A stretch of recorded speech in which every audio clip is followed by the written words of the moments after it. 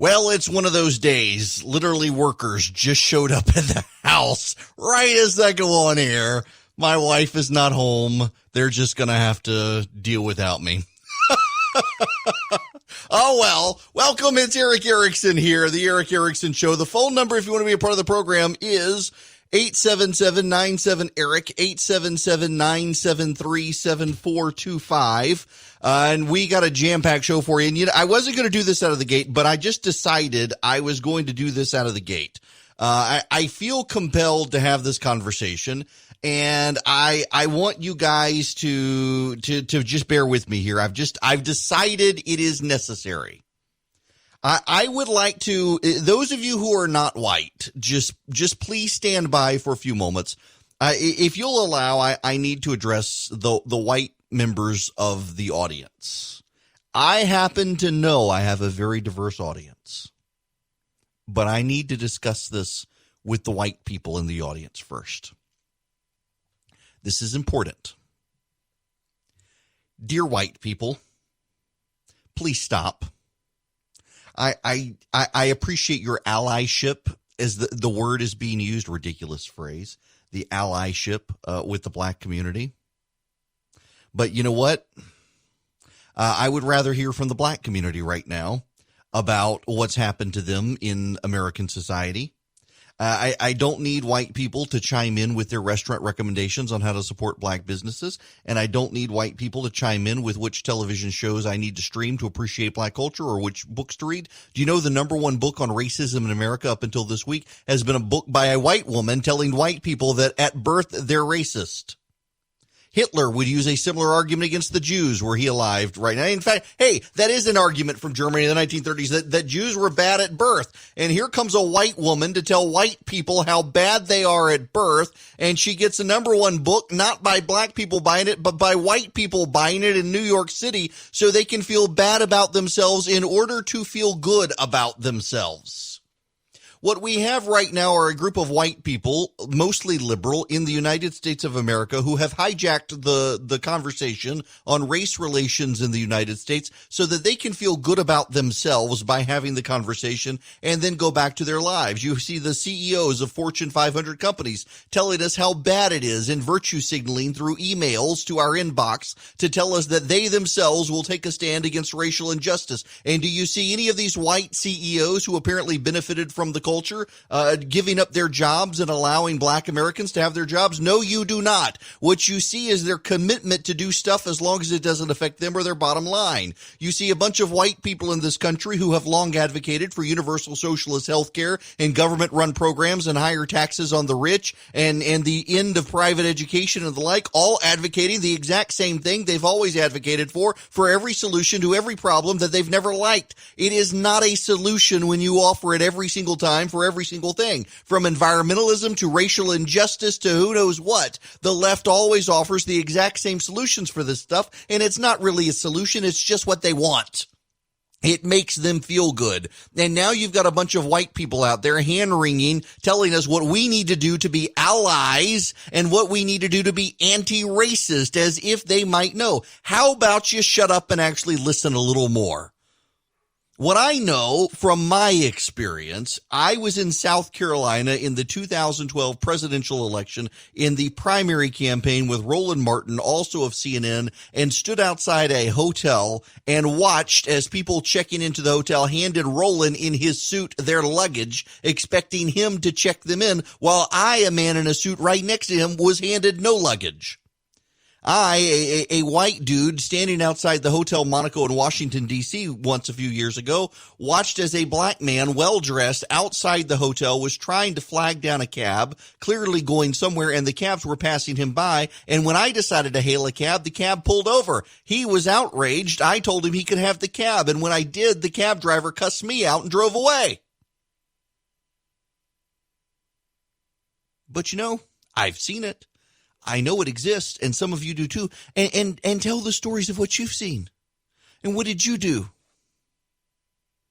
But the lecturing from a group of people who all they're doing is virtue signaling. The number of white people have suddenly decided they like reparations and impossible to implement thing that would bankrupt the country and just raise more grievances. And suddenly you got a bunch of white people saying, hey, yeah, let's do it. Why? Because they know it'll never actually be done. But they can be on supposedly some right side of history if they advocate for doing it when it's really not going to get them anything. The whole thing is absolutely ridiculous to me to see them doing this, and yet they're doing it because they want to feel good about themselves. They don't actually want to fix the problem, and that's the thing. If they wanted to fix the problem, maybe they would go into their local community and try to solve problems in their local community.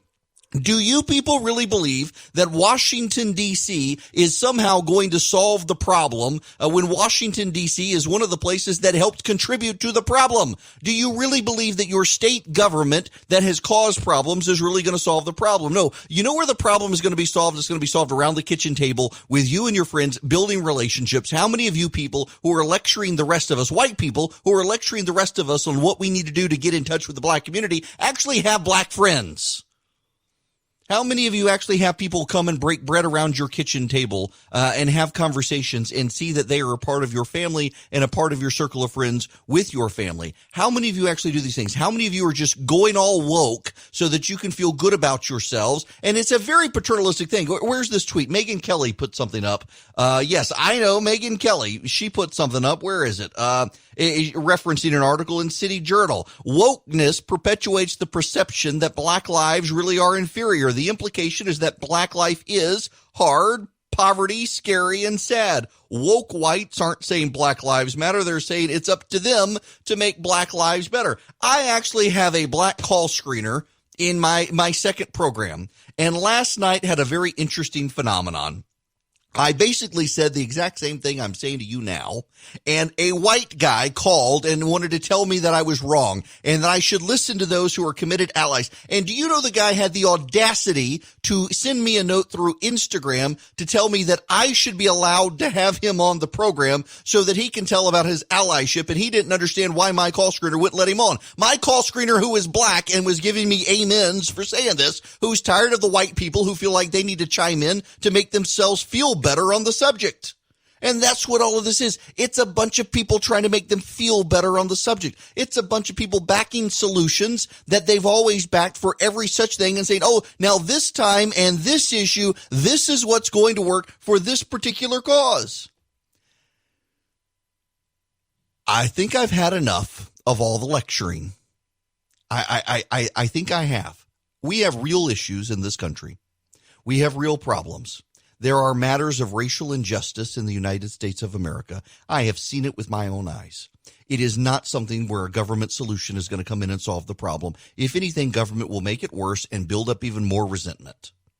That's part of the problem that we're having to deal with as a society right now. It is going to be up to you, and it's going to be up to me. Do you know what you do? Do you know what the solution is? In all honesty, it is you in your neighborhood and your community, working in your community to improve your community. And if you improve your community and I improve my community and the rest of it, guess what's going to happen? We will improve our state. And once we've improved our state and everyone does it in their states, we improve our nation. Having Washington do grand and glorious things, the epicenter of what's wrong with America, is not going to fix it. Have you seen how dysfunctional Washington is anyway? Everybody's sitting on their hands saying, hey, let's do this. Let's do reparations. Let's do more affirmative action. Let's do all of these things. Let's defund the police. Let's let government do it and not us. Every solution offered by good white liberals out there on this subject right now has everything to do with them not lifting a finger and making government do it instead. I come back all the time to the scripture in Jeremiah. Seek the welfare of the city in which you live and pray for it, and there you'll find your welfare. And how many of the people who are advocating all of these solutions from Washington, D.C. are getting their hands dirty in their local community? How many know where their food bank is? How many know where their battered women's shelter is? How many know where any of these are? How many people are engaged in their communities on these things? How many people are really willing to actually have real friends? Not the friends that you have because you decide, oh, I need black friends, but the friends you have who are actually a part of your life. Don't go out and seek someone to have a friendship with someone just because they're black or Hispanic. Actually go out and have friends. And engage yourself in such a way in your community that you make friends with people who don't look like you and don't think like you. Be a part of your community. Washington, D.C. is not going to solve the problem. Washington, D.C. is the place that propped up slavery for a good long while in this country. And Washington, D.C. is the place that turned a blind eye to Jim Crow laws in this country. And you know what? Your state governments did it as well.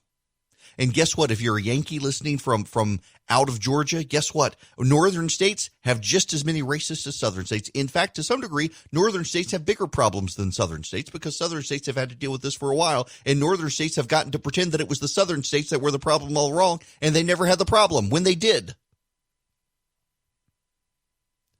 But can we stop the overwrought lectures of a group of white people trying to hijack the conversation, not to actually make it better, but to make themselves feel better? Because that's really what's happening right now. There will be no solutions except the solutions they've always wanted, because those solutions really have nothing to do with the problem at hand. They're just the things they've always wanted. And the left have this amazing ability, as do some people on the right, to hijack conversations with their preferred policy solutions in ways that advance their policy solutions no matter what the issue is, whether it's environmentalism, whether it is healthcare, whether it is racial injustice, whether it is crime, whether it is education, whether it's foreign policy, whether it's national security, you name it, it's always the same things. Raise taxes, redistribute wealth, give universal socialist health care. On and on we go. When you change, when every issue comes up and you offer the same solutions, maybe it's not the problem that's the problem, but you who are the problem. When you have Fortune 500 companies lecture us on wokeness, and they don't actually want to do anything substantive, they're going to throw money at the problem and not make any changes, or have their white CEO give up his job for someone else, maybe they're not really being serious. Maybe we're all being played. I would like to think that we will take seriously what has gone on in this country in the last number of weeks. I would like to take seriously that most people actually really are concerned when a police officer puts his knee on a man's neck for over 8 minutes and the guy ultimately dies. I would like to take seriously the idea that we actually do need some police reform in this country. And in fact, most police officers I talk to would agree with me that there are some police reforms that are needed in this country. I would like to believe that we can take all of these things seriously. I would like to believe that all of us can be focused on these things. And I would like to believe that all of us can have conversations, even when, and this is a key here, even when we wind up disagreeing about the proposed solutions, because we will disagree on what to do. But I can tell you what I'm seeing right now, when the number one book in America on racial injustice is a white woman trying to tell white people that at birth they are somehow inferior and racist, that at birth white people need to realize that racism is in their genes or some such, so that white people can read this book and feel good about themselves because we've read the painful truth. We're really the problem. We're really bad. We're the ones. This diversity stuff, it's a racket. It's white people profiting off the guilt of other white people is what a lot of this stuff is. I mean, go to your typical college campus and look at the women and gender studies professors, for God's sakes. It's just a grievance mongering is all it is. And we got professional grievance mongers out there who want to feel good about themselves by tearing down other people and claiming that they're somehow engaged. And it's all typically a bunch of white liberals who are doing it. There are problems in this country.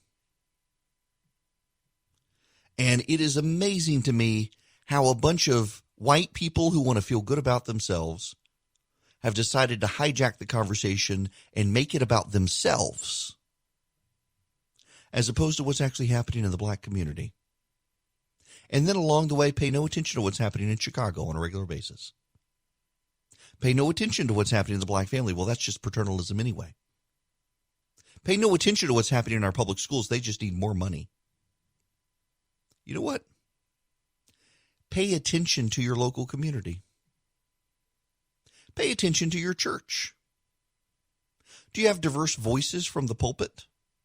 Because I got to tell you, I have learned in my experience in life that what happens is black and white pastors all preach from the same Bible, but they put emphasis on different syllables of Scripture because of different experiences. You want to be a more well-rounded person?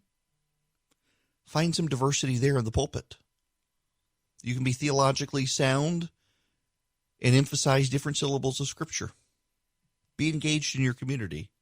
But please, for the love of God, stop lecturing me and everyone else on what we need to do, say, think, read, watch, or eat to be in allyship with the black community, just so you feel better and virtue signal on social media. Your little black square on Instagram means nothing if you're not actually going to do something in your own community to improve the situation in your own community. And if you don't have sweat equity, give real equity, give money, support local causes, be involved in some way. But just stop with the preening on social media. And that's all I've got to say about that. So how are y'all today? The phone number is 877-973-7425. That's 877-97-ERIC. Believe it or not, yes, I was able to structure that. Now, what was I supposed to be talking about in this? It wasn't that. I assure you of that. Oh, I know what I wanted to talk about. The Braves. I read this morning, WRGA's website, our affiliate up in Rome, the Rome Braves. They're not going to be playing any games. You know, baseball, basketball, and I'm actually really disappointed in all of our professional sports right now. It's sad. At least baseball's coming back at some point, but it's really remarkable to me that you've got 4th of July this weekend and none of the major sporting teams could actually get together and say, hey, you know what? Let's actually try to play a game and lift people's spirits up. Nope. All about them and their money and their negotiations, not actually about the fans. No fan service out there. And then you got Adam Silver in charge of the NBA. Listen to this nonsense. Adam, last time you joined us for our Tom 100 Talks back in October, the NBA was embroiled in an international diplomatic crisis after Houston Rockets general manager Daryl Morey tweeted in favor of Hong Kong, which potentially damaged your business relationship with China. Has that relationship improved? I feel it has. You know, our games are on Tencent, the distribution platform in China. You know, we've continued a dialogue with the Chinese, with our business partners there, in certain cases with certain government officials. And, you know, we're just going to keep at it. We've had a long history in China, and certainly this is a bump in the road in our relations. Obviously, I think we all understand each other. You know, as I've said before, you know, we come to China with a certain set of core American values and principles. And I understand also they have a different form of government and they have a different view of how things have been done, how things should be done. And hopefully we can find mutual respect for each other. Yeah, mutual respect for a Chinese regime that runs concentration camps. That's what he wants. You know, so I'm going to interview John Bolton this afternoon. I know. And that's the question I want to ask of John Bolton. Why did you not quit when you found out the president was turning a blind eye to concentration? I mean, that's one of his claims in his book. One of the claims that Bolton makes in his book is that the president learned that there were concentration camps in China and he didn't want to disrupt his Chinese trade deal, so he turned a blind eye to them and decided to do nothing. Why would you not quit? I want to ask him these things. I keep hearing people asking John Bolton questions from the position of the president is terrible. Why didn't you do more to stop the president? And I've been such a Bolton fan all of my life, and I've been reading through his book, and I'm just disappointed in him. If you really thought it was this bad, why did you stick it out? So that you could have your way with public policy, and so you turned a blind eye to things you claimed the president was doing, and then you didn't want to help steer it. It sounds to me like you wanted a book deal, and you didn't really care. And I want to ask him those questions. I mean, I've been reading through the Bolton book in the run-up to this interview, and he says all these things about the president that are bad, and I'm just thinking that actually kind of reflects worse on Bolton than on the president, that he didn't do anything. He didn't say anything until he got a book deal. He stuck it out as long as he was getting his way, and then he wanted to write a tell-all book. After years of condemning people who wrote tell-all books, he has become exactly what he condemned others for doing. And I'm fascinated by that, and I want to ask him questions. I'm disappointed reading the book. If things were that bad and he said nothing, did he not contribute to those problems?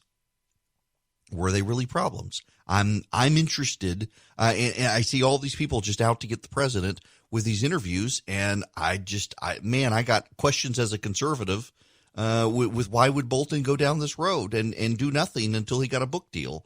And the same here with Adam Silver and the NBA wants to turn a blind eye to what's going on in China and say it's just differences of governance. No, one country runs concentration camps and you're turning a blind eye to those. Hello there. All right.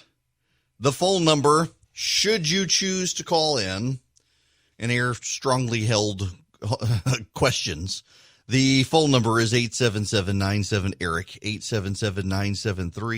877-973-7425. Real quick, in the third hour today, I'm tired of having to talk about the virus with everybody. And I decided, my wife follows a epidemiological researcher from Emory University on Instagram, and I reached out to the lady and asked if she would come on. She actually is an expert. She studies the antibodies, she studies the vaccines, she studies all this stuff, and talk to her and get insight from her on what's actually going on out there. A very interesting person to talk to. And so in the third hour, I'm going to do that with her and just let her talk about what medical advances are on the horizon and stuff. Things are not looking good out there, but they're looking good at the same time. And what I mean by that is the number of cases in the country is skyrocketing. And the good news is that it is mostly younger people, and that's not great news, but it's good news in the fact that younger people tend to have better outcomes, and maybe we're giving herd immunity to younger people to an extent, 20 and 30 somethings. The problem is if they then get into a working population or an elderly population, they could spread it. We're starting to see hospitalization go back up again, including here in Georgia. The rates of people in hospitals is going back up. We'll get to more data on that later. You do need to know that the payroll protection program ran out yesterday, but the Senate voted yesterday to extend it and allow more applications. The House of Representatives still has to do this. They have not yet in the House of Representatives passed the legislation, but there are signs pointed to them being allowed to. If you have questions on the payroll protection program, or frankly, if your business needs access to large credit right now, and I'm talking millions of dollars in credit, the people that you should be reaching out to right now are the Frost family at First Liberty Building and Loan over Noonan.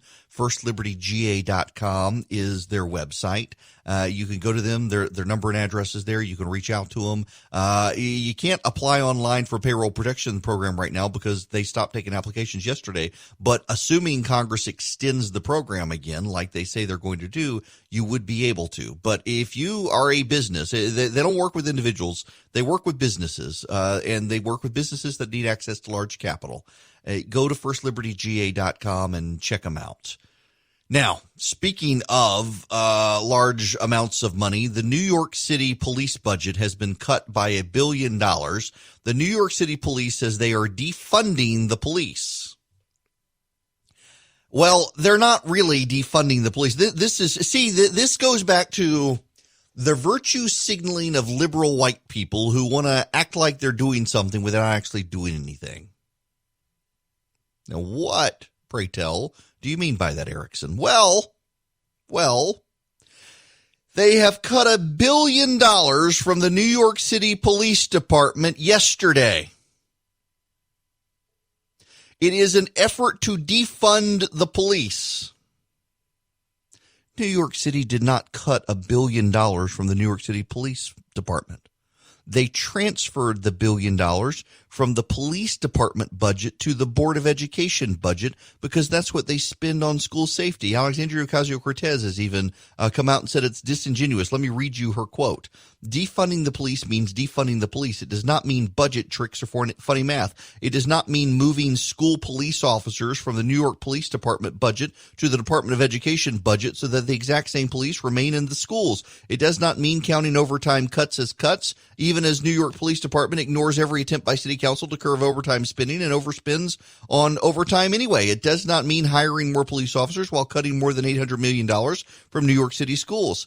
If these reports are accurate, then the proposed cuts are disingenuous illusions. It's not a victory. The fight to defund the police continues. And she's actually not wrong. That's what they did. They took $1 billion out of the New York City. First of all, fathom that $1 billion in New York City for the police and transferred it to the New York City Board of Education so that they can continue to pay the exact same police officers to patrol the exact same schools. Well, the Democratic Socialists of America are upset. Safe. Having police officers in school don't make them feel safe. In fact, it makes them feel like criminals. So the fact that they're parading this as a victory by increasing police presence in schools is really upsetting in this moment. And Bianca, this whole issue of how the police department grew into such an octopus. Back in the Giuliani days, they first merged the transit police and the housing police, and then they merged the school safety officers into the police department. So this is like beginning to go back to where it was years ago, but without dealing with the actual issue of the number of police that have remained largely increased, even as crime decreased throughout the last 20 years. This whole issue of how the city council and the mayor still refuse to deal that there's too many uniformed police in New York City. Yeah, there's too many uniformed police in New York City. And furthermore, when we talk about defunding the NYPD, the other part of that is to fully fund social services. I can tell you on the encampment, it's obvious. We have some of the most vulnerable members of our community coming out to have their voices heard and participate in this encampment. And it's clear that what they're saying they need is services, mental health services, social services, adequate housing, affordable health care, quality education. These are the things that the community is crying out for. And so it's not good enough to move money around and fancy accounting tricks. It's not good enough to just defund the NYPD even. We have to meet that with services that are fully funded as well. So, yeah, they have encampments, Antifa encampments, and they want the police in New York City defunded because they don't feel safe with the police. By the way, I do believe that if I saw a police officer put his knee on someone's neck for over 8.5 minutes, and then that guy dies, I'd be concerned about police training, which I am concerned about police training. The police officers I talk to are concerned about police training. They're afraid that guys like that give them a bad name and everybody needs more training. And on it goes. But the idea that we need less police in New York City, crime is on the rise in New York City. Crime is actually on the rise in Atlanta in the last few weeks because the police have slowed down. And people are taking advantage of it.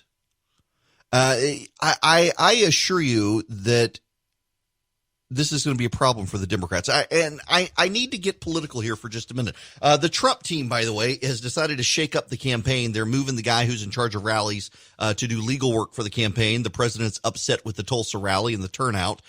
We will see where it goes from there. I suspect more shakeups are coming. The most troubling thing is that Jared Kushner calls the shots on the campaign, and I don't really have a lot of faith in Jared Kushner to get things right on the campaign. And that should be a troubling sign to all of you that Jared Kushner is in charge.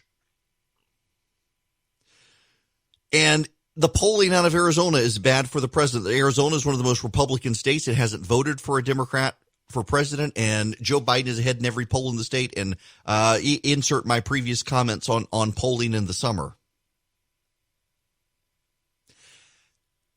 If the election were held today, Joe Biden probably would win.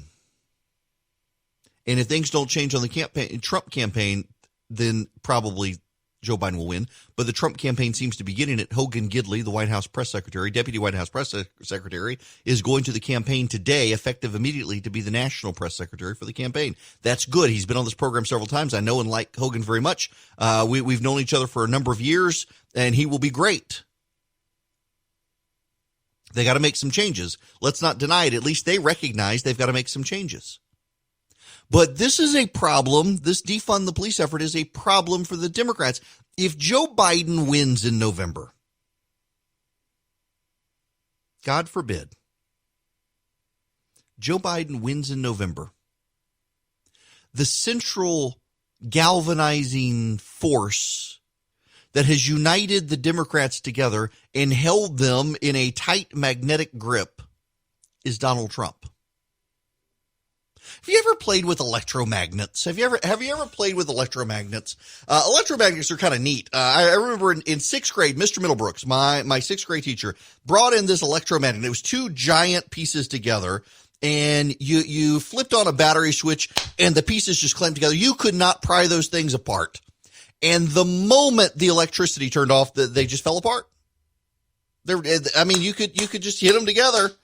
And they wouldn't stick. The moment you turn on the electricity, though, you couldn't break them apart. You could not. That was the contest, everyone in the room. And I actually realized I could slide them apart, but I couldn't break them apart. I couldn't pull them apart. You couldn't pull backwards. Electromagnetism, it is a force. The weak and the strong electromagnetic force, the strong force, it is strong stuff. And that magnet, it's not going to come apart, those two magnets, as long as you got the electricity flowing. The moment the electricity goes away, though, nothing. No magnet at all. And that's what Donald Trump is. Donald Trump is the electricity that is holding together the Democratic coalition. And if he goes away in November or he goes away in 4 years, that coalition falls apart. You can't put them back together. They won't stick together. It's going to be interesting to watch the crack up of the Democratic Party. For years and years and years and years, the media has fixated on the crack up of the coming civil war of the Republican Party. And on it goes.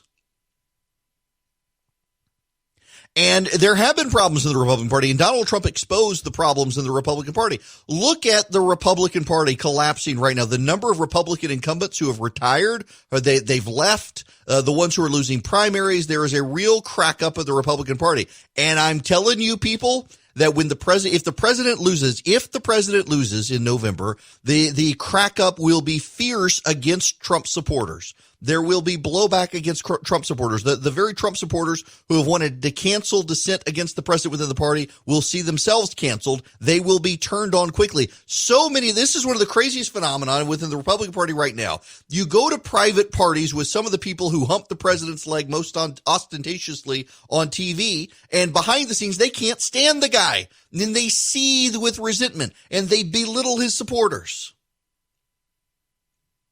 Look, I'm just going to be honest with you that I think some of them are stupid. I think a lot of them, though, actually have gravitated to the president because everybody else ignored them. Let's be honest here. The media believes that every Trump supporter is a hick and a rube. Every Trump supporter is a racist. You know why so many Trump supporters exist? Because for years and years, both parties lied to these people and actually made their lives worse, and decided because they were white and Christian, they weren't worth paying attention to because everybody else had to be pandered to. And these people got mad as hell that they were being ignored, left on the wayside, seeing their families collapse, drug addiction in their families, failing schools that they were having to go to, jobs going away. And here comes Donald Trump, instead of pox on all their houses, they're like, yeah, these people have screwed us over. We're going with you. And they went with Donald Trump, and they will stand by their man until the bitter end. And I by God, I feel sorry for some of them. I do. Because the left and the Democrats and Republicans alike are going to turn on them. Because they seethe with resentment that these people took over one of the established parties in Washington, D.C. And there's going to be a reckoning for them. And the people who have dripped with contempt are the people in Washington, D.C., who have done the dog and pony show on the stage to placate the ego of the president, and they're going to be there when he goes.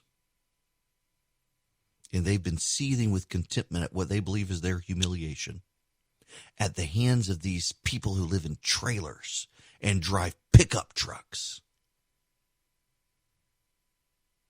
And I hope a candidate comes along who can do a better job than the president has done on recognizing the grievances of the president's supporters, the legitimate grievances of the president's supporters, of which there are many, and trying to find a path forward for them and everyone else that doesn't belittle them, that doesn't hold them in contempt, but also doesn't hold in contempt others. There's going to be a reckoning in that. But it's going to be nothing compared to the reckoning of the Democratic Party. I have so many Democrats who I talk to try to get a sense of what's happening in that party, and they all say, none of us want to defund the police. It's the Democratic Socialists who want to defund the police. And I'm like, y'all let the Democratic Socialists into your party. You nearly gave Bernie Sanders a nomination, and he's not even a member of the Democratic Party. He's a Democratic Socialist. You let in Alexandria Ocasio-Cortez, who's trying to hijack your party and beat people in primaries, and y'all have turned a blind eye to this. You have let in the very thing that's going to destroy you. And when Donald Trump goes away, he is the electricity in that electromagnet of the Democratic Party that holds all the pieces of the Democratic Party together. The moment that electricity goes away, the whole Democratic Party breaks into pieces. And, you know, at least with the Republican Party, as badly fractured as it is, there are things that hold the Republican Party together. There is a general sentiment of cultural conservatism in most of the Republican Party that holds it together.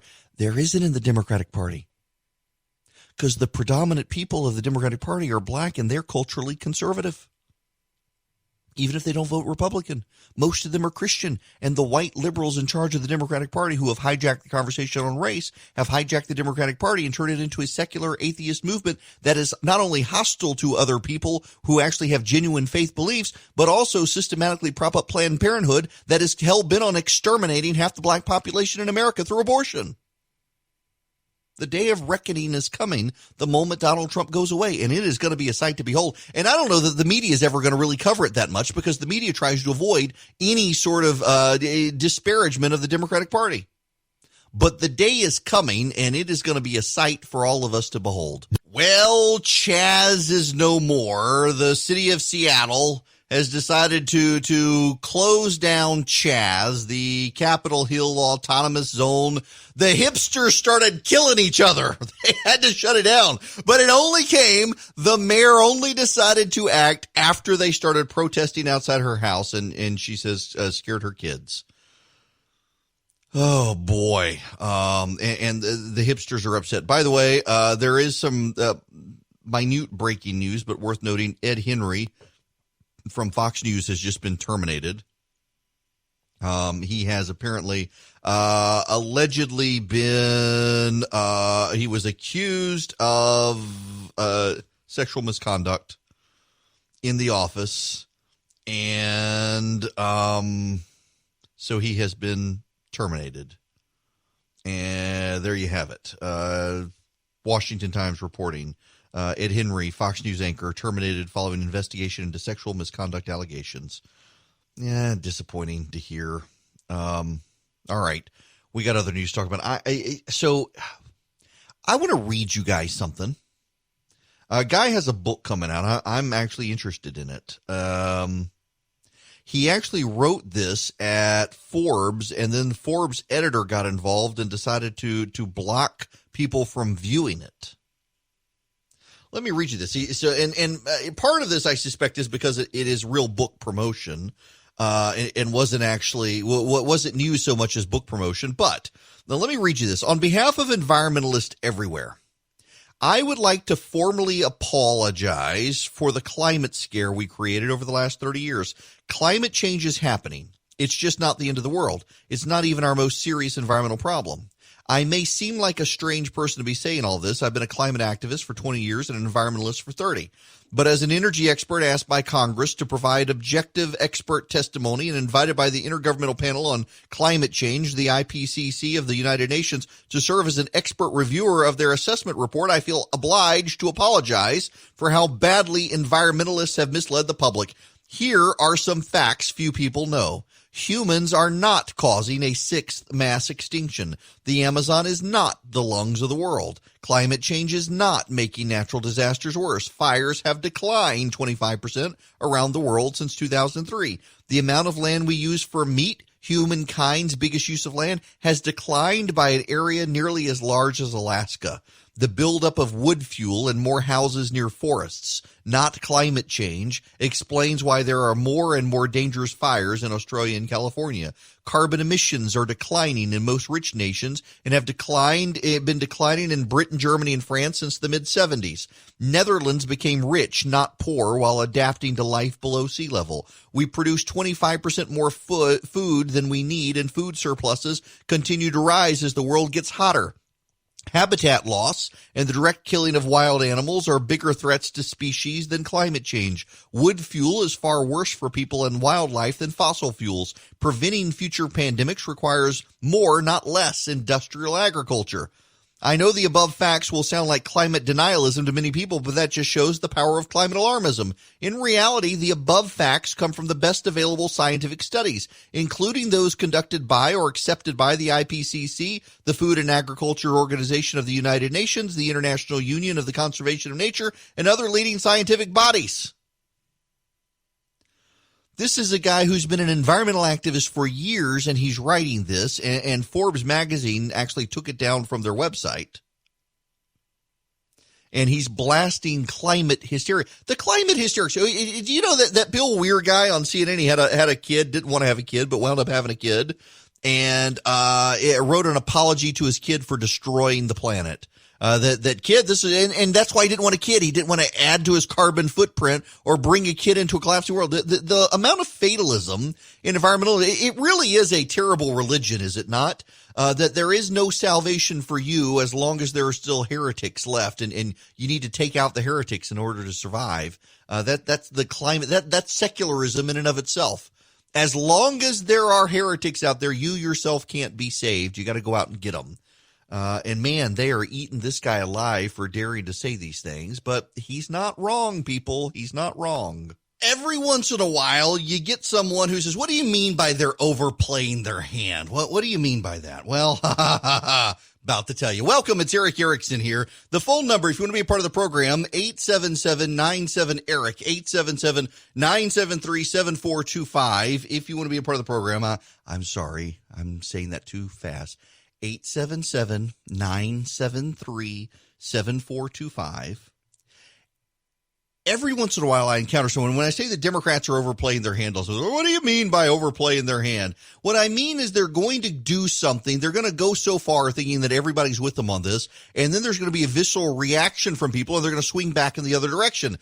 In case in point, if you were to come up to me and punch me in the face, you would be guilty of assault and battery. If you engage in some capacity of assaulting me, you would be committing a felony act against me.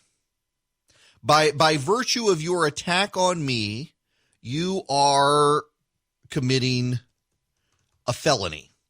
A felony is a crime by which you can be in jail for more than a year. An assault is a physical attack on someone else. Now, common law legal systems have separate definitions for assault and battery. Battery refers to actual bodily contact. Assault refers to credible threat or attempt to cause battery. In Virginia uses common law, but their assault statute actually does cause harm to a body, an assault. You're not just scaring someone, you're actually impacting their body in some way, and it is a felony. You punch me, you hit me, you use a billy club against me, whatever. It's an assault or battery, and it is a felony. It is a crime. Now, what does all of this have to do with overplaying their hands? In the state of Virginia, the Democrats in the state of Virginia have proposed making it just a misdemeanor if you commit assault on a police officer. Yes, assault on a police officer. That,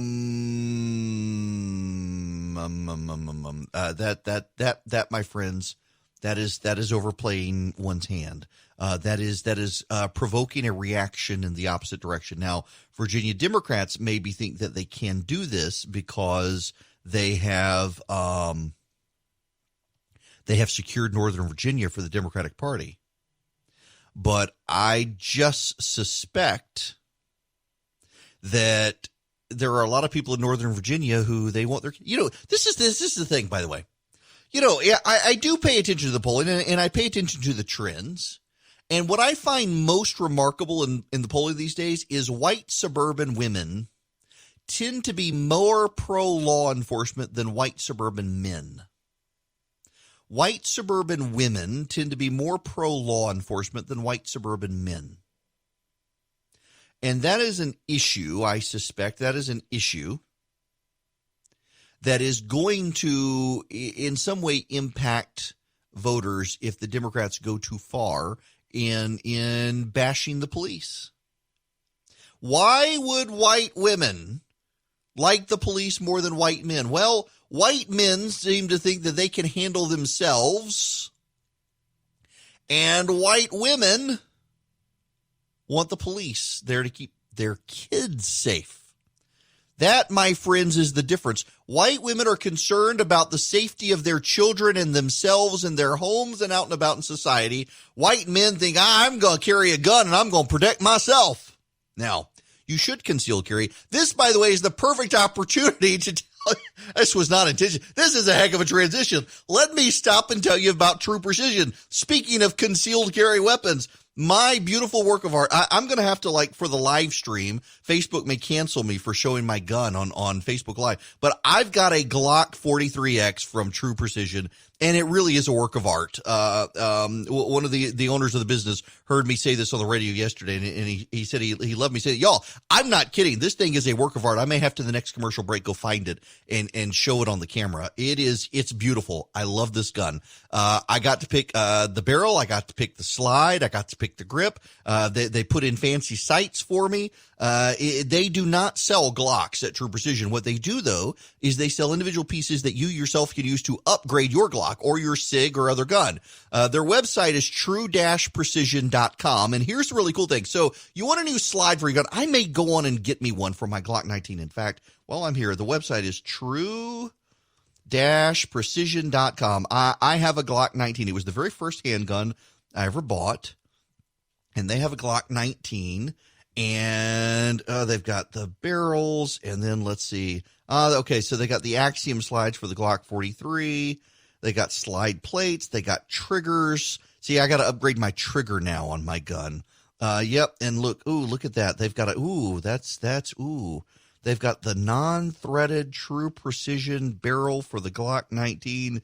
It really is a work of art, and you can color code it. You can get it in black. You can get it in blue or copper. You can get it in gold. You can get it the Spectrum. That's the perfect one. I'm not going to say that. I'm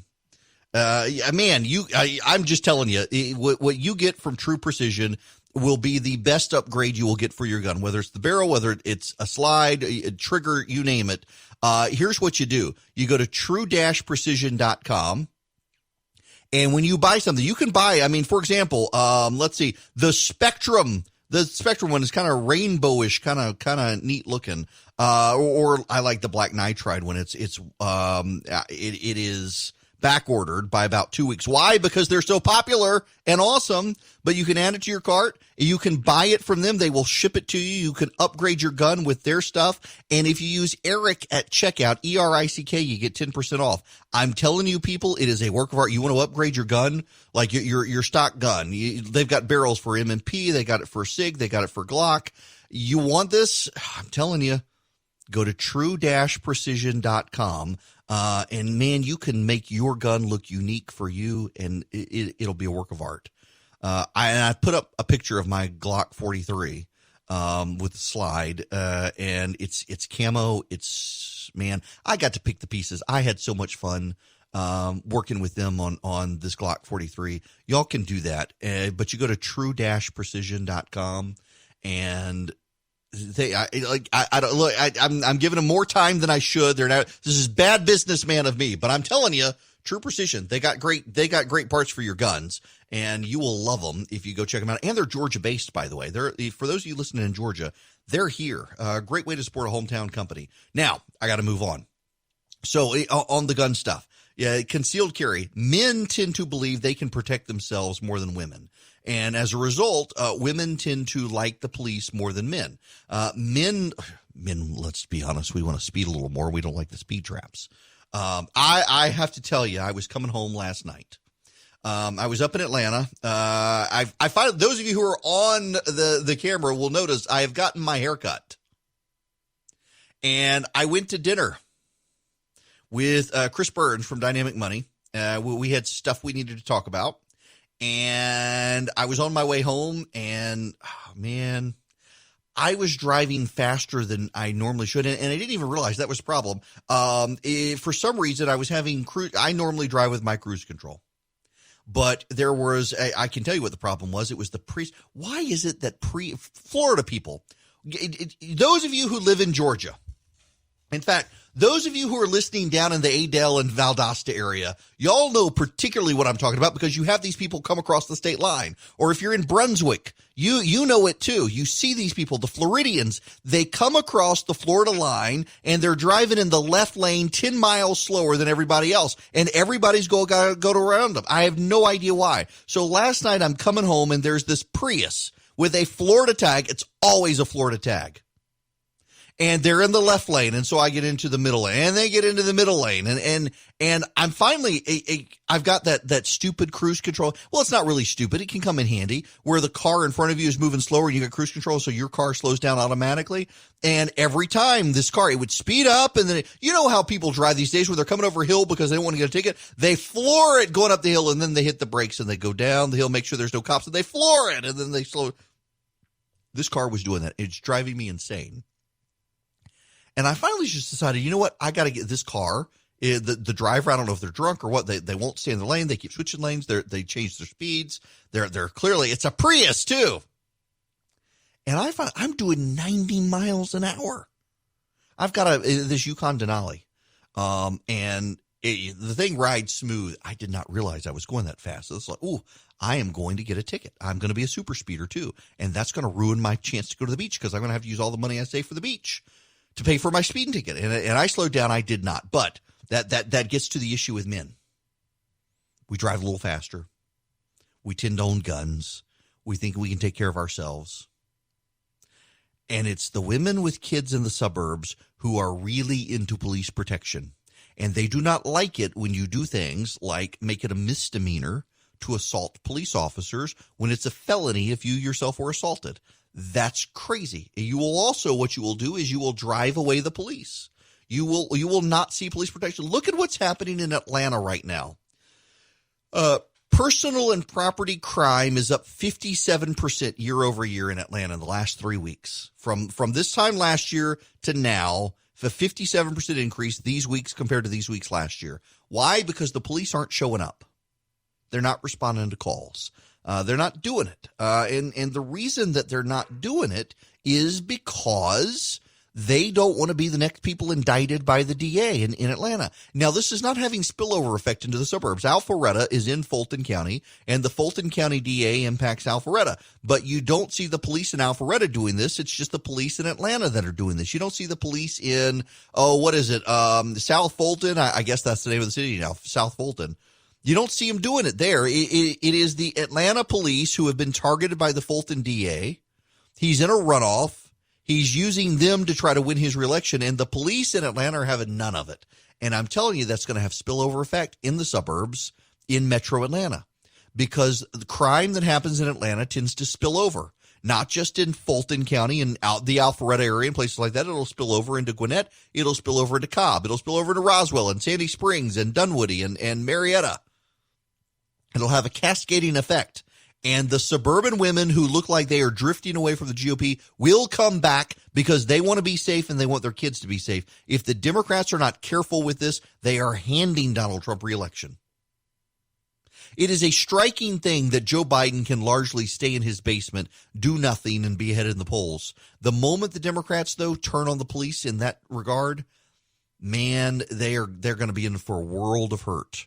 Right now, the president of the United States, to a degree, is hurting himself. And that's, you can be mad at me for saying it, but that is the reality of the situation. Whether or not we want to admit it, that is the reality of the situation. I wish it weren't so. You may be able to hear my dog going nuts at the very thought of it in the background. But this is all manageable, and it is fixable, and it is July 1st. The president has time. What the Democrats don't have, though, is time to get their mob away from wanting to wipe out the police forces of this nation.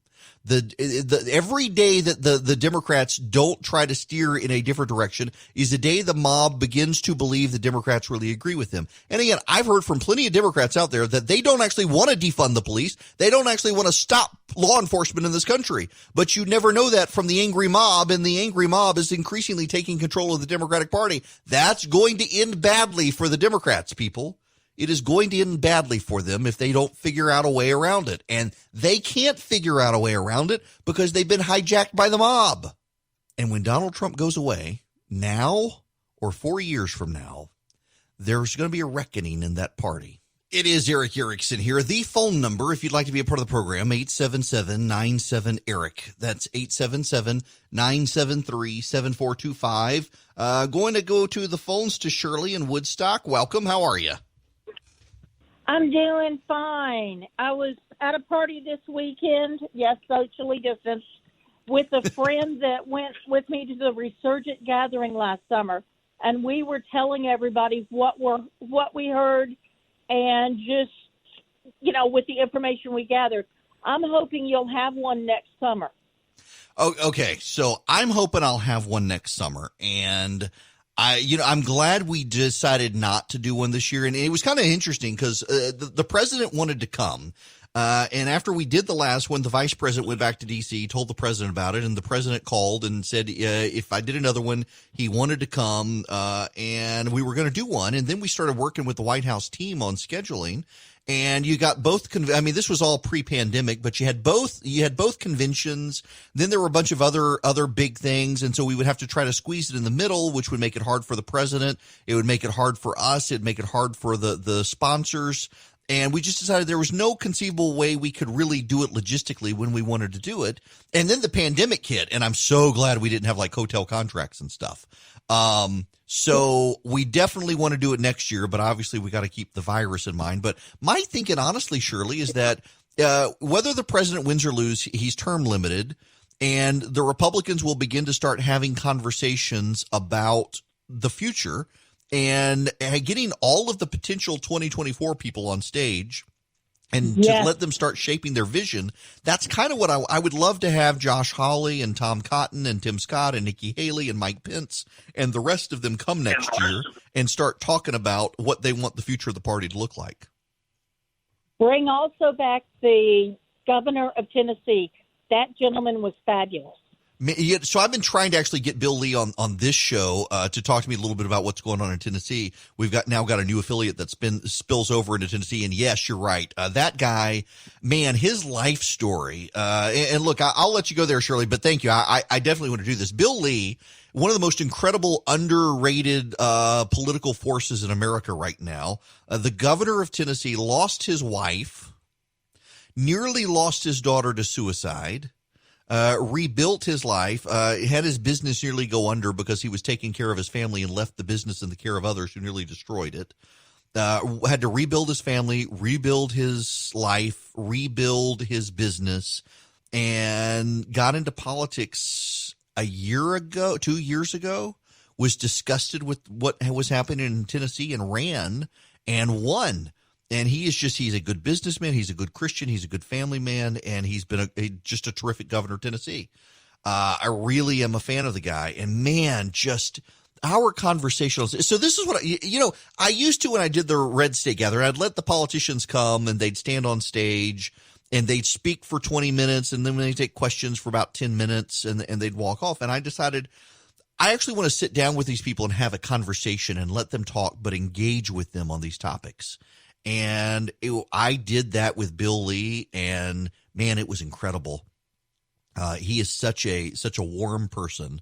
Really liked him, but I really do. I want to do this conference next year, and I want to get Josh Hawley, and I want to get Tim Scott, and I want to get Tom Cotton, and Marco Rubio, and Nikki Haley, and Mike Pence, and Doug Ducey, and Ron DeSantis and Brian Kemp and David Perdue and whoever else wants to come and say, okay, let's assume the president gets reelected. He's term limited. And so what should the course of the future of the Republican Party be? And start having those conversations. Now, a buddy of mine is texting me angrily that I can't believe you would start 2024 next year. Well, it's going to start anyway. I would like it to start with me having these conversations. Actually, I've been trying to get Josh Hawley to come on the show to talk about his internet regulatory reform that he wants to do, which I am more and more leaning in his direction on some of this stuff, and am interested to have a conversation with him on that. And I'm going to have to continue to try to get him on here. But there are conversations to be had that Republicans aren't having right now in public policy. And they're not having them because they're focused on 2020. But the Republican Party is increasingly a party that doesn't stand for anything other than President Trump's reelection. And the party for long-term viability is going to have ideas. And what are those ideas? And I would like to have a part in that conversation. In fact, I've got a book publisher who's wanting me to write another. So we go to Hilton Head for family vacation. We didn't go last year. And every year that I've gone, I've had a book project I've worked on. And it was just kind of funny. This book publisher reached out to me and wants me to start considering writing a book on the future of the Republican Party and what those ideas are. And I don't know that the Republican Party has ideas. I'll tell you one idea that's out there right now. The mayor of Atlanta, Keisha Lance Bottoms, a would-be vice presidential contender for Joe Biden, has signed on to a letter calling for a guaranteed income, not a universal basic income, but she wants a guaranteed income for the residents of Atlanta. Makes you wonder who would pay for it. We'll discuss when we come back. Hello. Let me, if you're just tuning in here, well, first of all, the phone number, let me do basic housekeeping for the program. 877-97-ERIC, 877-973-7425. Mayors of 11 U.S. cities want to establish guaranteed income. These are the mayors of Stockton, California, Jackson, Mississippi, St. Paul, Minnesota, Newark, New Jersey, Compton, California, Los Angeles, California, Shreveport, Louisiana, Oakland, California, Columbia, South Carolina, Atlanta, Georgia, and Tacoma, Washington. Let me read you the letter that they have signed. In 1967, against a backdrop of massive civil unrest, Dr. Martin Luther King wrote, "Where do we go from here, chaos or community?" and called for the immediate abolition of poverty. In the richest nation of the world, King saw no justification for the evil of rampant poverty and chastised the government's efforts against the ill as piecemeal and pygmy. Housing efforts were subject to the whims of the legislature, education reforms were sluggish, and family assistance programs were neglected. All failed to reach the most profound needs of the poor. King's economic dream was the most direct, a guaranteed income for all Americans. This week, more than 50 years later, and against a similar backdrop of racial and economic unrest, we mayors are bringing that dream to life. Economic insecurity isn't new, and poverty itself is violent. We need a policy solution that is as bold as it is innovative and as simple as it is ambitious. We must fight every day for a more just economy because what happens to one of us happens indirectly to all of us, and we are in this fight together. That's why, as mayors of 11 American cities with a collective population of 7 million people, we're launching Mayors for Guaranteed Income. The coalition will invest in additional guaranteed income pilots and advocate for state and federal cash-based policies. As leaders of our respective cities, we see firsthand how poverty and economic insecurity afflict our neighborhoods and families. Nearly 40% of Americans cannot afford a $400 emergency, and rising income inequality is compounded by a growing racial wealth gap. The median net worth of white households is 10 times that of black households and about 8 times that of Latinx households. And the wealthiest 0.1% in America own the same amount as the wealth of the bottom 90%. For women, the stats paint an even bleaker image. Women, particularly women of color, are the most likely to live in poverty and work in low-paying jobs and are far more likely to lack access to sick leave and health care benefits. Black women are paid 62 cents for every dollar that a white male earns, and Latinx women make even less than 54 cents for every dollar a white male earns. Now it's the same Americans already working harder and harder, yet being left further and further behind who bear the brunt of COVID-19. According to the COVID racial data tracker, black people make up 13% of the population, but 23% of deaths from the virus. On and on it goes. Now let me skip down. A guaranteed income is a monthly cash payment given directly to individuals. It is unconditional, with no strings attached and no work requirements. A guaranteed income is meant to supplement rather than replace the existing social safety net and can be a tool for racial and gender equity. Direct, unconditional cash gives people the freedom to spend money on their most immediate needs, be it food for their household, repairing a car to get to work, medicine to treat a loved one, or simply rent. One city has already put the idea into action. In 2019, Stockton, California launched the nation's first mayor-led guaranteed income demonstration, with the Stockton Economic Empowerment Demonstration, or SEED, giving 125 randomly selected recipients $500 a month for 24 months. The cash is unconditional, with no strings attached and no work requirements. Early data from the program proves what we've intuitively known to be true, that people are working, but the economy isn't. And because SEED's recipients are people like you and us, they're spending the money like you and we would on basic needs like food, transportation, utilities, and rent. Following in SEED's footsteps, Mayor Baraka of Newark, New Jersey, launched a task force and released a report calling for a pilot and a federal guaranteed income policy. Mayor Lumumba of Jackson, Mississippi, is supportive of the Magnolia Mothers Trust, a non-government program that gives $1,000 a month to Black mothers living in extreme poverty. Mayor Carter of St. Paul, Minnesota, issued a one-time cash infusion of $1,000 to about 1,250 families with children in response to COVID-19. Mayor Garcetti of Los Angeles, Angelino campaign provided prepaid debit cards of $700 to $1,500 to residents whose total household income fell below the poverty line before COVID-19. And Mayor Brown of Compton, California, announced a partnership with a nonprofit, Give Directly, which gives cash directly to people living in poverty to distribute $1,000 to families that receive food stamp benefits. This is not the, guaranteed minimum income program that some European countries tried. So Finland, for example, I believe, it was Finland. Finland decided that that Finland was going to do a universal basic income, where people could they could have a guaranteed salary by the Finnish government, and they would just get a paycheck. And it turns out that the people who are getting that universal basic income were learning to live within the income and not actually go to work. And I got to tell you,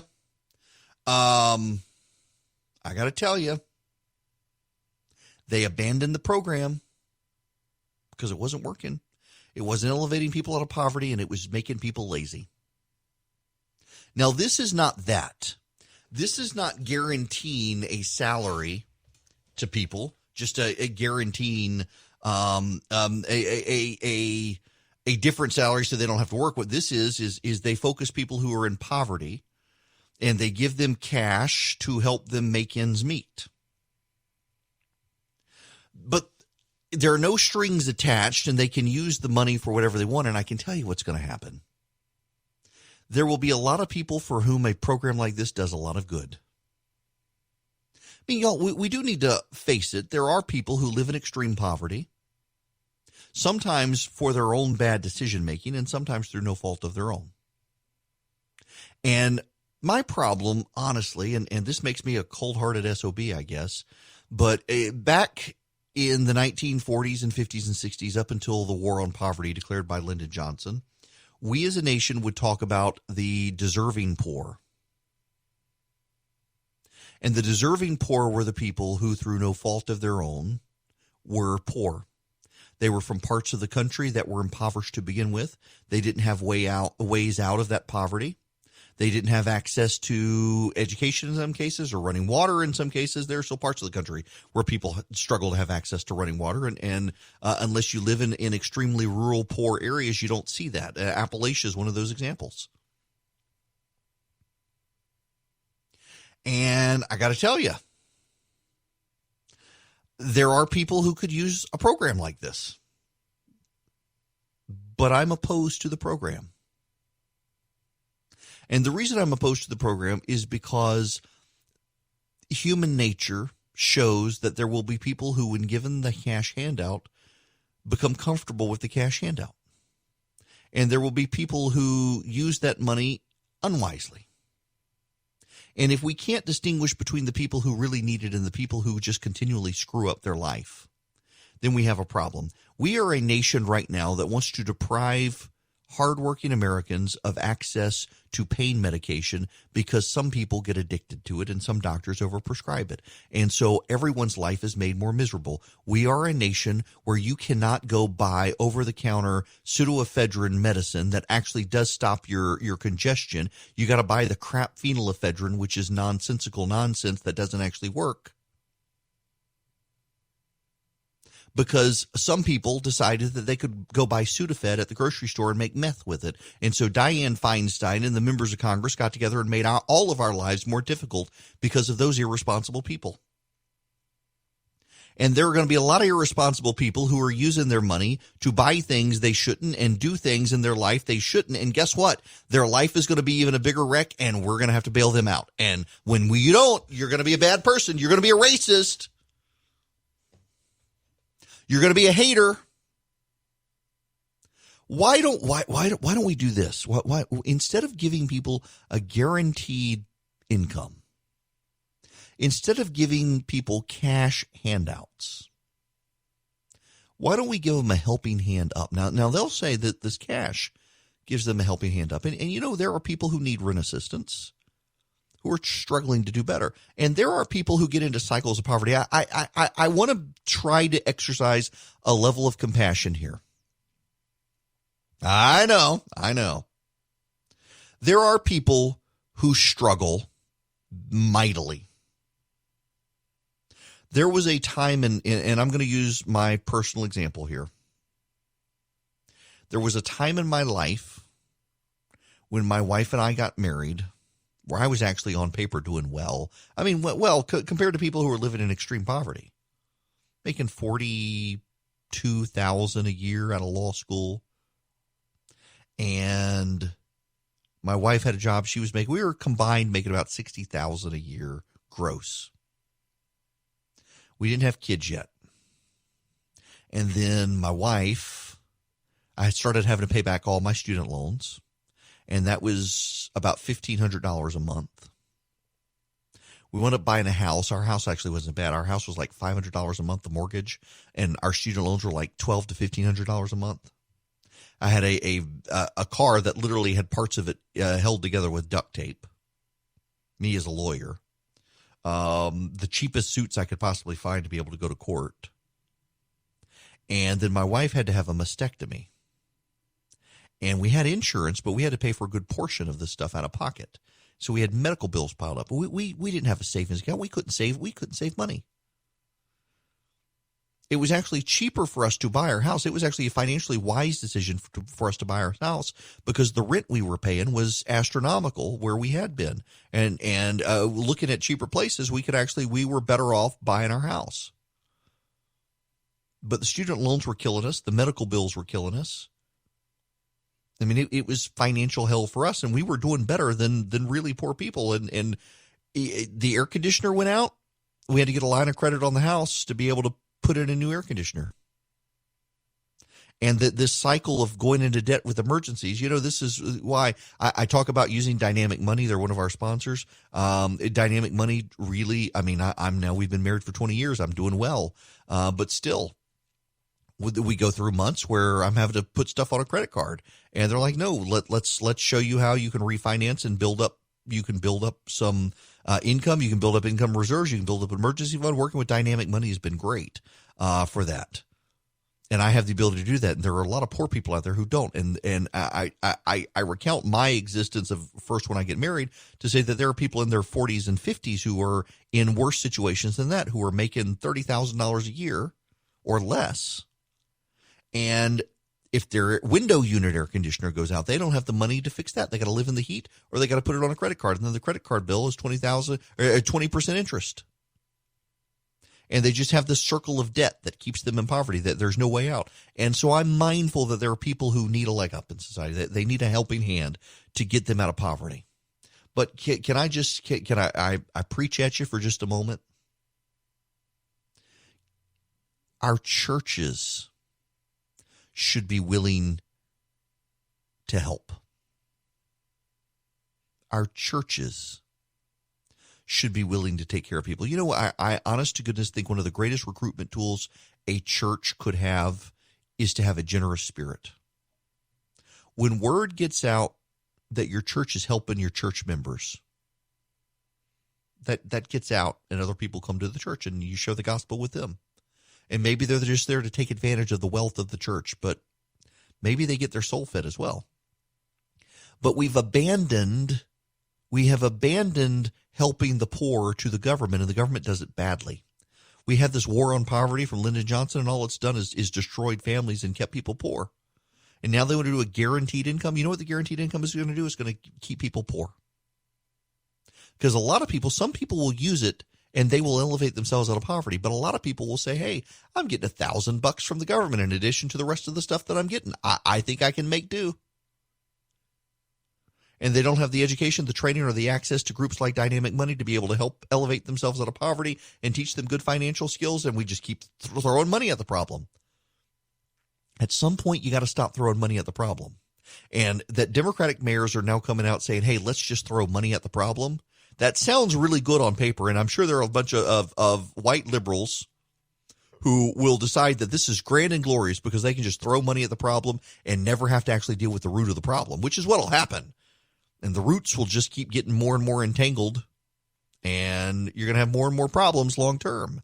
And the Democratic mayors will eventually say, hey, we need to throw even more money at the problem in different ways now, as opposed to actually dealing with underlying problems and being willing to recognize there are some people who have screwed up their lives and will keep screwing up their lives, knowing that you're going to bail them out. And you are creating moral hazards in society by bailing out people who really don't deserve to be bailed out, but because you can't distinguish anymore in society between those who deserve to be helped and those who don't, you just help everybody, and it just creates a feedback loop of mess in society. And that's just the reality of it. This is a terrible idea, and the mayor of Atlanta is backing it. All right. Well, Savannah has decided to require face masks. Lots of face masks, and Miami, I think, is now requiring them. Some places are even requiring them. Listen, you know, I have had my tirade of wear your face mask, or wear your masks when you go in public. But there is some ridiculousness to the idea that if you're out in public by yourself, you should wear a mask. Or if you're sitting on the beach and you're socially distanced from other people and the wind is blowing, you should wear a mask. I don't think you need to wear a mask in those places. I don't think if you go to a big open, like I go to a great big open gym and I am the only person there and I'm not going to wear a mask. The trainer and I are not standing next to each other and I'm working out and I'm not going to wear a mask. And when people come in, he's got the whole place marked off. So people are socially distanced. Even when they're there, you got to reserve the time that you're coming so they can make sure that, and that I think that is great. I think it's great. When you go to the crowded grocery store, wear a mask.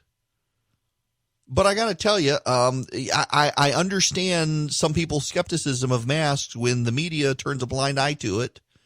Because here's the thing, though. This is the thing that frustrates me. The media is biased and out to get you. But that doesn't make everything wrong. Doesn't make it all bad. The media has double standards and they're hypocrites. But, you know, if they were to report that the president of the United States wins re-election, you'll believe them. If they report that it's raining and you look out the window and it's raining, you'll believe them. When they report there's a rampant virus spreading throughout society and you can see the numbers for yourself, believe them. When they say you should wear a mask, but the protesters don't, you can realize that there's partisan bias. You are capable of distinguishing. But man, I get it, y'all. I do get it. I heard from a lot of people saying, why don't you take on the media? Yes, take on the media. I'm happy to take on the media, but wear your mask when you're in a group. Now, let's see. The phone number here is 877-973-7425. I'm going to go to Sadie. You're going to be next. Welcome. Hey, Eric. I want to comment on the free money that you was talking about that yes. They're wanting to give. Well, I'm going to tell you about my brother. He gets to live in a government apartment for near nothing. He gets food stamps. He gets a free government phone, free gas one time a year, and he said he had nothing to complain about, didn't want a job. So that tells you just what you were talking about. Yes, this is what I'm talking about. We have incentivized people, and so here's the thing. Prior to the pandemic, we had the lowest unemployment rate in the country. Only about 3.4% of the country wasn't working. And most of those people were the people who were incapable of working. But there were some of those people who could have gone out and worked, but they didn't need to work. They didn't need to wait a table. They didn't need to scrub a toilet, nothing, because they were getting enough government income. There was no point. And we have incentivized a lot of people to do that. Yeah. He gets 2 checks a month. And I'm going to hang up, but I'm going to tell you this. When we growed up, we didn't ask our parents for nothing. We either worked for it or we didn't get it. We knew they didn't have it, and there wasn't nobody to give it to us. And, I think that was a good generation, Eric. Yeah, you don't depend on the government to bail you out every time you can't get what you want. Look, I appreciate you calling and thank you for that. And you're right. And I got to tell you again, this is we've become so dependent on the government, and the government hates competition, and so the government has made it more punitive for churches' help. But people worry about the church and the country and the spread. The more actual Orthodox Bible believing churches engage in their local community, and they're feeding stomachs and helping members of the church. And like my church is very generous with members, and nobody brags about it. And there are a lot of people who pridefully don't want help. They don't want to acknowledge that they may need it. And it's good I hear more and more stories coming out of my church of people who they don't want to admit that they need help, but someone in the church finds out they do, and the church steps in and helps them whether they want it or not. And frankly, you need more churches doing stuff like that in the community, and getting people less dependent on government, more back into the church and dependent on the church, because you're going to get your soul fed too. The government never feeds souls, and that's part of the problem we're dealing with as a country. Hello, America. It is Eric Erickson here. How are you? The phone number, if you want to be part of the program, 877-97-ERIC, 877-973-7425. Bottom of the hour, Laurel Bristow is going to join me. She is an expert epidemiological researcher. I wanted to talk to her about the virus, the advances made, the potential medical treatments, and what's actually going on out there, and get her take on wearing masks and whatnot. She works at Emory University, has developed a big following. My wife is one of her followers on Instagram, just covering day to day the research that comes out about COVID-19 and the potential progress or lack thereof made on the virus. I want to spend a little bit of time on the data on the virus right now. In particular, let me give you the audit trail in Georgia. Things are not looking good in the state of Georgia. Hospitalizations continue to go up in the state of Georgia, and the daily counts continue to go up. We have hit now a 2,000 count day. We've got the moving averages are bad. Everything is above 1,000 pretty consistently. The number of cases that are confirmed. If you go on the state website, you can text the word data to 33777. I'll send you a link to the state website.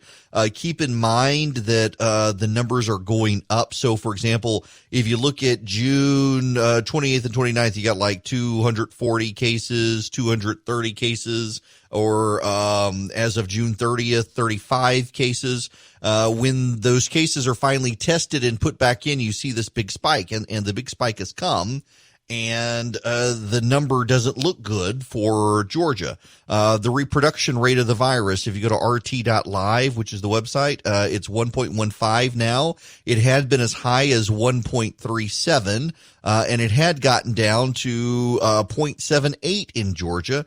And then when the state opened back up and you started having the protests and the like, the numbers started going back up again. We're now at 1.15. The number of daily positive tests is not good. Thus far, for example, the high that we had been April 20th.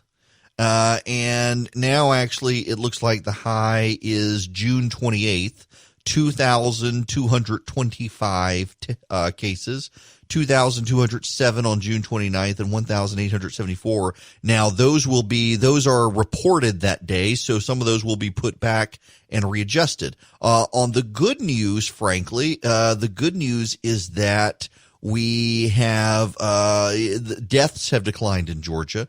We're not seeing an uptick in Georgia deaths. That means that younger people, it appears, are getting the virus more than older people. The problem, though, is this. We can't get society fully opened unless we contain the virus. And because of an understandable and healthy distrust of experts and the media and politicians, a lot of people have it in their head that any advice they're given that doesn't conform to their pre-existing biases is wrong. And so we're not able to move beyond the virus. The problem is also hurt by a media that is increasingly so partisan. The media has decided to take pot shots at the left. The media has decided to, at the right. The media has decided to ridicule red states. Oh, it's the red states that are the problem. The red states. Well, no, actually, New York, New Jersey, and California continue to lead the nation. You'd never know that from the media coverage. And when you see that on a daily basis, what you tend to get is a healthy skepticism that the media is telling you the truth. It is understandable given that situation, but the reality is we do have problems. Thankfully, though, we are not exceeding hospital capacity in Georgia or ICU capacity or anything like that. Here's the vice president on the testing and the rest of it. With regard to testing, with regard to personal protective equipment, with regard to ventilators, with regard to therapeutic medicines, we are in a strong position all across the affected areas of the country to meet this moment. But in consultation with the states, we're going to make sure that they have the reinforcements in healthcare workers. And one more. Because of the dedication of our healthcare workers, because of our response and the response of the American people, we are grateful that today fatalities are at the lowest level since the end of March. We continue to be vigilant as we see rising cases. We understand that could change, but again, to see the precipitous decline in fatalities is a tribute to the healthcare workers in this country and to the cooperation and the compassion of the American people. Now, there's something I need to add here. We were told repeatedly that we needed to shelter in place to flatten the curve, and we did flatten the curve. And what was flattening the curve? The curve was this big spike in hospitalizations that was overwhelming our capacity. I just pulled up. If you text the word data to 33777, you will see you'll see the IHME modeling. And one of the things the IHME modeling shows is hospital resource usage. In fact, if you go, they've completely changed everything now. And it's one of the unfortunate, frustrating things here is how they've changed the data. They finally added a compare tab, but it's hard to keep up. But if you text data to 33777 and you see the IHME modeling and you click on hospital resources used, what you see is that Georgia has 8,323 beds in hospitals and 590 beds in the ICU. And where we are right now is Georgia has needs 339 ICU beds. Well, we've got 590 ICU beds in the state, so we're fine there. And Georgia needs 1,258 hospital beds, which we've got, because we've got 8,323 total beds in the state of Georgia. So the governor's plan to flatten the curve to stop hospitals from being overwhelmed actually did work. We actually did flatten the curve enough so that people could get out of their house. Now, the problem is, what do we do as the virus continues to spread? Because right now it does seem to be spreading in younger communities. The median age in Florida, I've mentioned before, went from 65 to 32. So it's younger people who are getting it. Finally, the Los Angeles Times is acknowledging that it has begun spreading among protesters, and that's one of the reasons we're seeing this. That protesters have spread the virus. And that, my friends, kind of makes a big deal, and notes that the media has largely not been honest with us. The media has not really, the media has not covered this fairly. The media has not done a good job, and that is why there's skepticism. And, you know, I got to tell you, one of my frustrations in dealing with friends of mine who are in the media is I don't think they appreciate how contemptuously most Americans view them these days. And I'm not talking about conservatives. I'm talking about Americans in general. And so when the media, for example, goes after protesters who wanted to reopen the country and attacks them, but then the same media gives a pass to protesters and pride marchers and the like now, that shows that there is a level of antagonism in the media, and a lot of people choose not to believe anything they hear from the media because of that. And I think that's understandable. But I would say that we should listen to people like the vice president or to Dr. Fauci or to others who, they're fallible people. They've certainly made mistakes, but they're actually trying to do right. They're trying to do well. And the vice president of the United States is one of those people out there saying we got to wear masks, but also out there pointing out that we actually, on our testing capacity, in our PPE, in our ventilator capacity and the like, we're doing okay. Let me play you this clip by Dr. Fauci. Dr. Fauci, do these numbers show that the country is still moving, quote, in the right direction, and that the coronavirus pandemic is under control? Well, I think the numbers speak for themselves. Although we do have a number of parts of the country that are doing well, I'm very concerned about what's going on right now, particularly in the 4 states that are accounting for about 50% of the new infections, but the other vulnerable states. So I'd have to say the numbers speak for themselves. I'm very concerned, and I'm not satisfied with what's going on because we're going in the wrong direction if you look at the curves of the new cases. So we've really got to do something about that, and we need to do it quickly. Short answer to your question is that clearly we are not in total control right now. And we need to be. I don't know. There's something sad about the United States not getting a grip on the virus when other countries have. The Czech Republic is reopening. They actually had a giant beer celebration in Prague, a giant beer bash in downtown Prague to celebrate the company reopening, the country reopening, because they've beaten the virus. Everybody's been wearing masks, and they've been able to stamp out the virus through contact tracing and through mask wearing in public. Slovenia has reopened.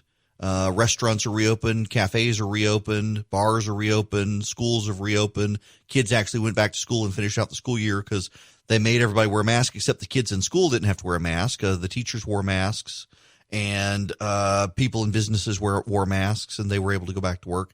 Taiwan and Singapore have started going back to work because people are wearing masks. And they feel better about it. The virus isn't really spreading. And here in this country, we've got this divide on civil liberties and the like, and you can't tell me what to do. And it just seems like people are just angry for the sake of being angry. They don't want to do what they need to do to stamp out the virus. And I think there are people in denial about it still. There is hope on the horizon, thankfully. The United States, it announced today, has largely bought up the entire world supply of remdesivir, the Gilead Science drug that looks to have positive benefit against COVID-19. There is continued progress on the horizon with the virus, with a vaccine treatment. There are other drugs in the works as well. There are improved antibody tests coming out as well. Certainly the mortality for the fatality rate for the virus is less. It's 1%, not 3 to 4%. Still higher than the flu. This is still worse than the flu. But there is good news out there. But the bad news is there are a lot of people who are still in denial about the virus and not doing the things that they probably should be doing to deal with the virus. And that is unfortunate. And I still continue to think, and this is kind of one of my frustrations here. If the economy is allowed to rebound, it helps the president. And there are a lot of the president's supporters who are most vocally against wearing masks. We can see from these other countries that they're wearing masks helps. And you would think that the president's supporters would be the first in line to wear masks to get back to work, to get back to their offices, to get the virus wound down so they get the economy going to help the president. It's almost like the president's supporters don't want the president to win re-election and then want to blame it on the virus. I went to my office yesterday. I normally do my show from Macon. My office is in Atlanta. Went into the office. There were signs everywhere. Wear your mask. Wear your mask. And you're not allowed in the office anymore without a mask on. And things are slowly reopening with the businesses that are making people wear masks. But man, I don't understand what's in the water right now. Listen, I know I come across as, in fact, I've gotten a lot of angry emails from people saying I'm being very belittling, and I don't really mean to be in most cases. Some of them I do, but I don't understand the rationale of the people who are in denial about the masks, that somehow it impacts your liberty to tell you to wear a mask.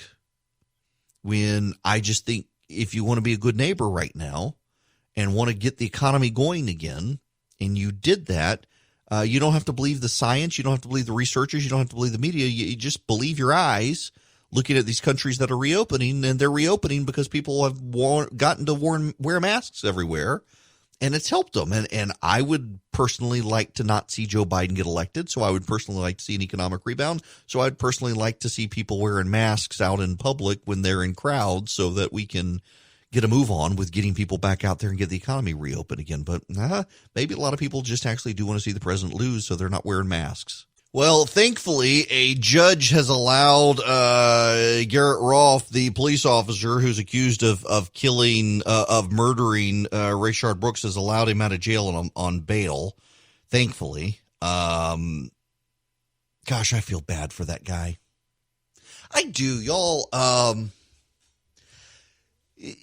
The Rayshard Brooks situation in Atlanta. This is the guy who was passed out in the drive-thru at the Wendy's in Atlanta and was fined for 30, 40 minutes until the police decided to arrest him, and then all hell broke loose. And a minute later, he was shot and killed after having pushed the officers down, gave one of them concussion, took the taser of the other, tried to turn and fire it at the police officer who shot and killed him. And the DA is in a re-election battle in a runoff and decided to indict the police officer for murder solely to try to gin up support for his re-election. I have no doubt he'll either lose the case or drop the case after he secured his re-election. And this police officer is in limbo until then, and I feel so bad for him. I wish there was something we could do for him. I don't know. I don't know if there's a GoFundMe or something to contribute to, but this guy, he needs support. All he did was he followed the book. A tragedy resulted, but he followed the book. And that's just that I feel bad for him, but I'm glad he's out of jail right now. Savannah, so I'm going to Hilton Head this weekend to take a little bit of a break. And if I go over to Savannah now, they have put in a mask mandate. You are required to wear masks in public now in Savannah. And the governor says he's not going to impose it on the state, but Savannah certainly is imposing it. And I suspect we're about to see other cities in the state step up and do it as well. This is consistent with the governor. First, I don't know why people want to continue to put the governor in this light of he didn't do X, Y, and Z and should have, as opposed to individual responsibility or letting local communities decide. That the local community of Savannah has decided this is in their best interest. They're going to do it. We're going to go to Hilton Head, and Hilton Head has decided if you wear masks, or that masks will be required in Hilton Head. And I don't have a problem with it. We got masks. We'll take them.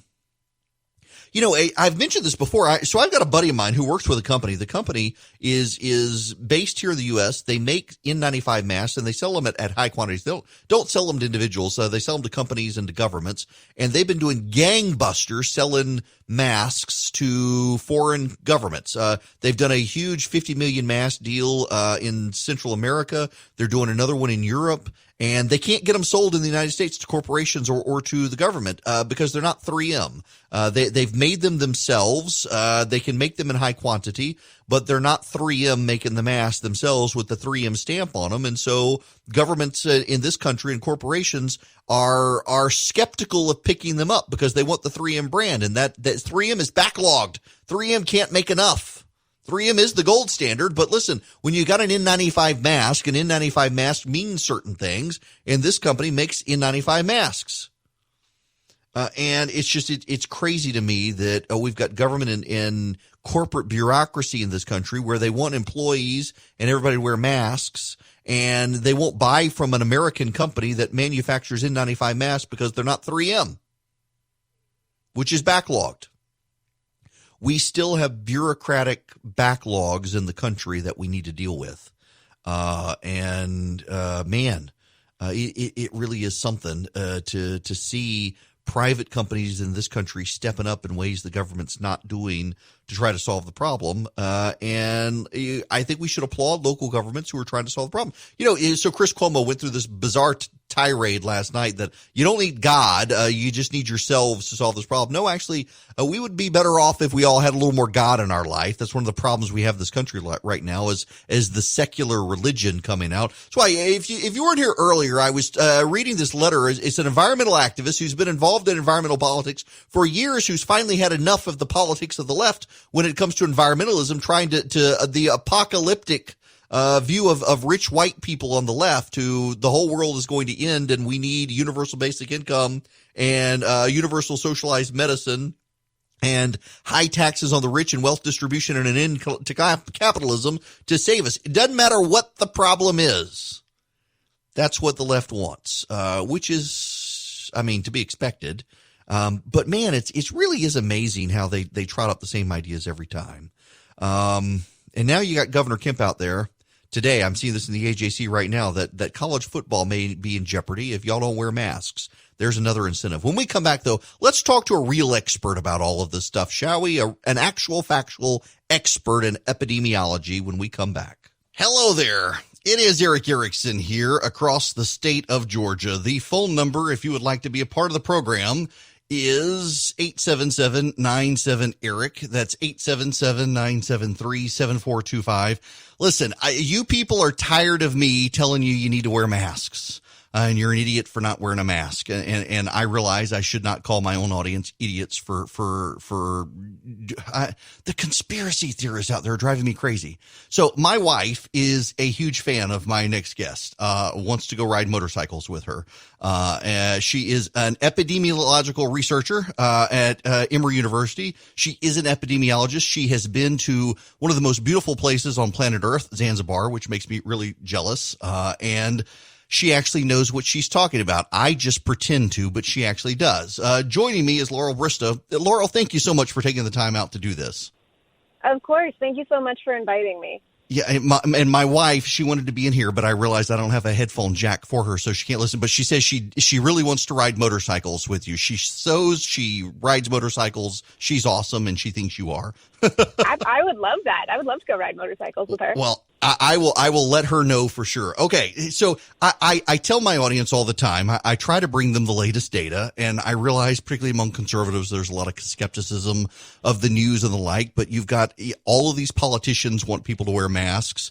You've got Slovenia, Taiwan, Singapore, Japan, South Korea, and now the Czech Republic, which had a big beer bash yesterday, having had everyone wear masks. Their countries are going back to business because they've worn masks. Can you, as an epidemiologist, talk about the necessity of wearing masks? Yeah, absolutely. So first, I understand that it's incredibly confusing. In a pandemic, everyone's getting the same information at the same time. And so you're making policies based on what is available to you. So they change, and it can be really hard to keep up with that. The reason that we want people to wear masks And the reason that this virus is so much more difficult to contain than something like, say, the flu, is that we have found that people are the most contagious right before they have symptoms. So unlike the flu or other viruses, where you're the most contagious when you have the most symptoms, if you have a lot of symptoms, you're more likely to be self-isolating, to be staying home and staying away from people because you feel terrible and you know you're sick. When you don't know you're sick, but you're still spreading the virus, you could be out and about in the community, you're going to the grocery store, the post office, kind of high populated areas, and unknowingly are spreading your infection to other people.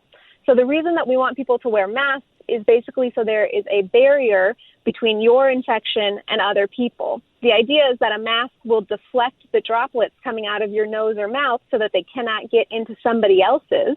And that way we kind of break the chains of transmission and reduce the number of people that get infected out in public.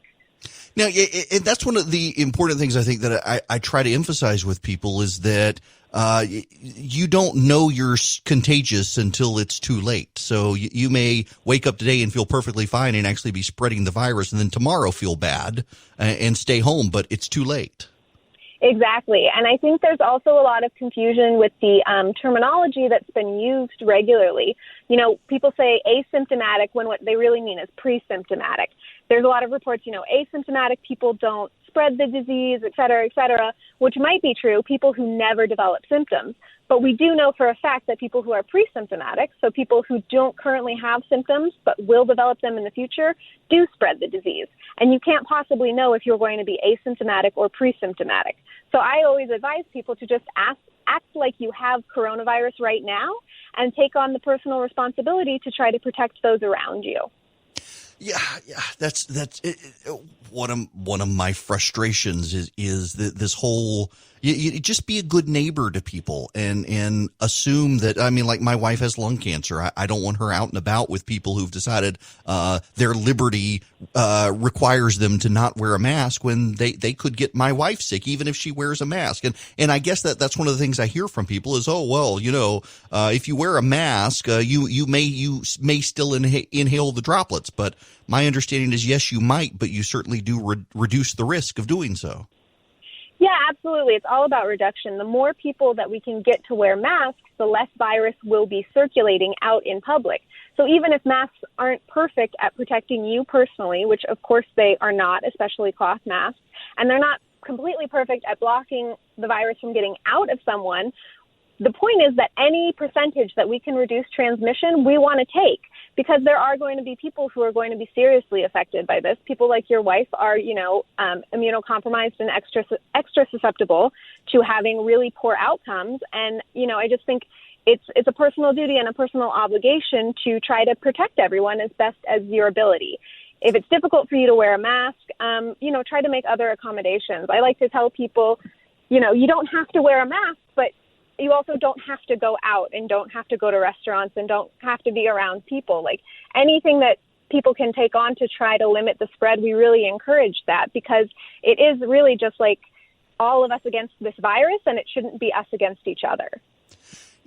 So on Sundays, typically, my family, as we wind down, we climb in the car and we just go for a ride. The kids like to go out and try to spot deer in the countryside down in middle Georgia. And my wife typically will open your Instagram feed and occasionally go through and listen to you talking about some of the latest research. And I believe I've heard, don't hold me to this, please, and correct me if I'm wrong, but I think I've heard you one time say to a degree that one of the frustrating things that you deal with as a researcher and an epidemiologist now is that the flow of information is so fast and not all of the studies are necessarily accurate, but they get out there and they cause confusion. And I actually am curious from your perspective as someone in the field, is the rapid spread of all of the conflicting information out there making it more difficult for you as a researcher?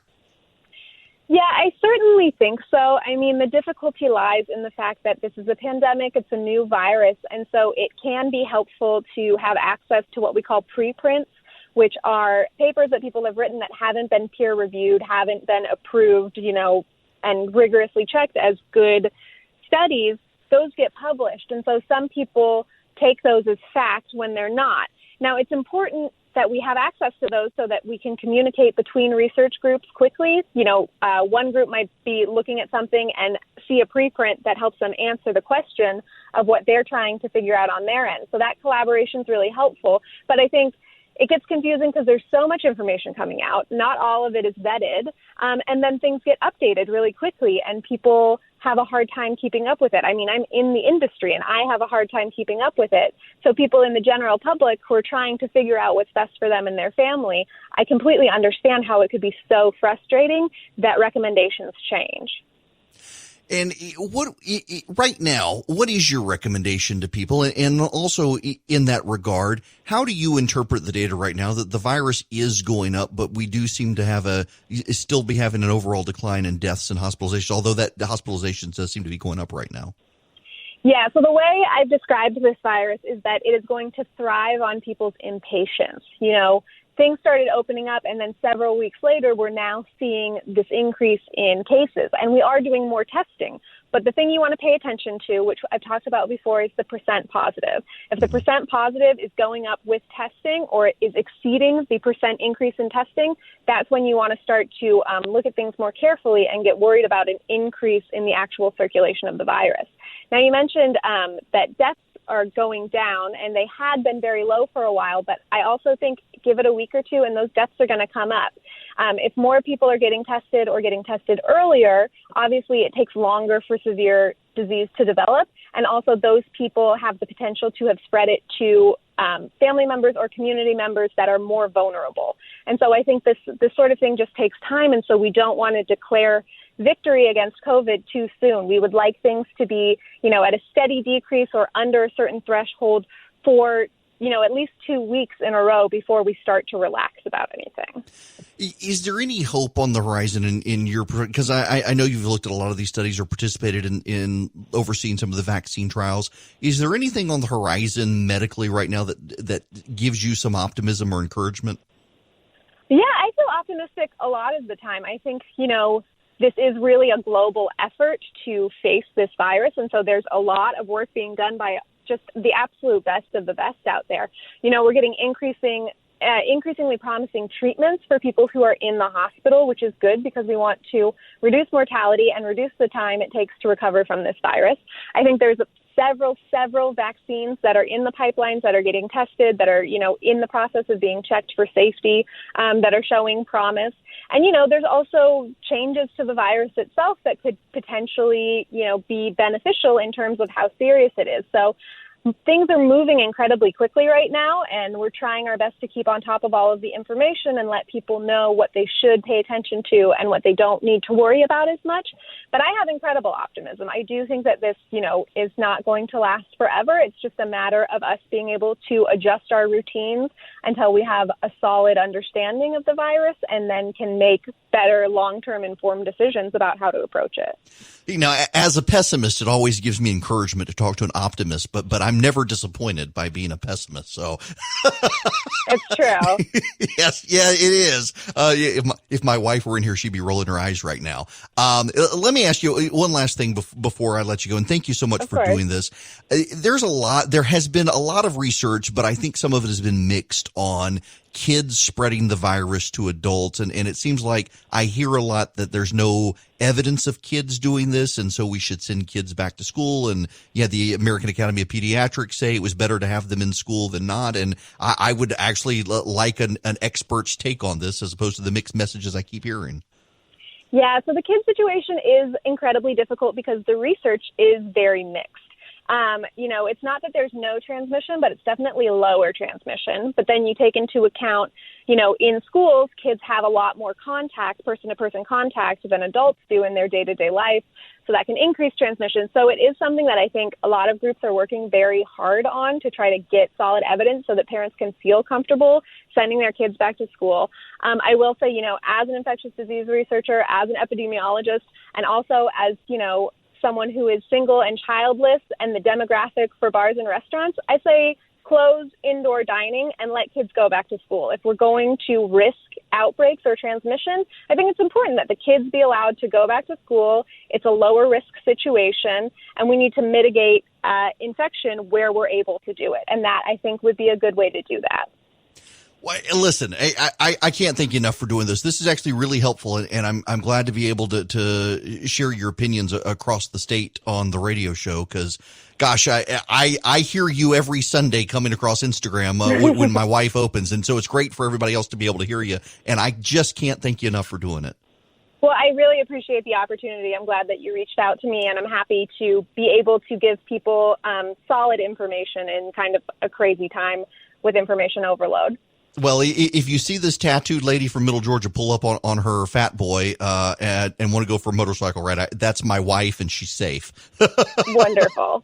All right. Thank you so much. Laurel Bristow, Amory University, a clinical researcher. She is an expert epidemiologist. Her resume, she's been to Zanzibar and Tanzania, which is just beautiful. She's worked in San Francisco as an epidemiologist. She went to, wait, I got to get this one right.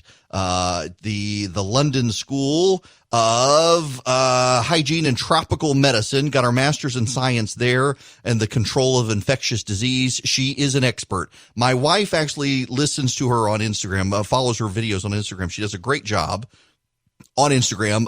Less clean language on Instagram, I do have to note. In fairness, if you want to go there, you can follow her on Instagram at King Gutter Baby.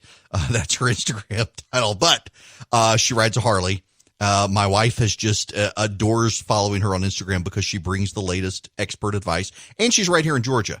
And as a result, I wanted to get her on so that you guys could actually hear from someone who actually is an expert on this issue, and hear their take. And I did not know what she was going to say on getting kids back to school. And that's encouraging to me that she would rather close bars and restaurants and let kids go back to school and thinks that's good. And man, that gives me encouragement for the school year, because I got to get my kids out of the house somehow or another, other than just throwing them outside into the ticks in the backyard. They need to go back to school. Hello there. It is Eric Erickson here. So hang on a second. Where is it? So when you go to Twitter these days, if you go to Twitter, you shouldn't go to Twitter. It is like a direct portal into hell.